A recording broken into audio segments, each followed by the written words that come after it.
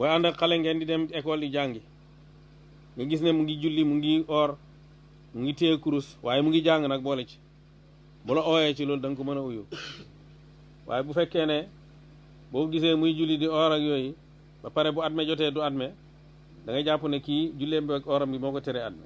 moo tax ndaw lu jub lu baax mooy mën a oote ndaw baykat bi noonu boo ñëwee di ko wax affaire julli mu jàpp ne yow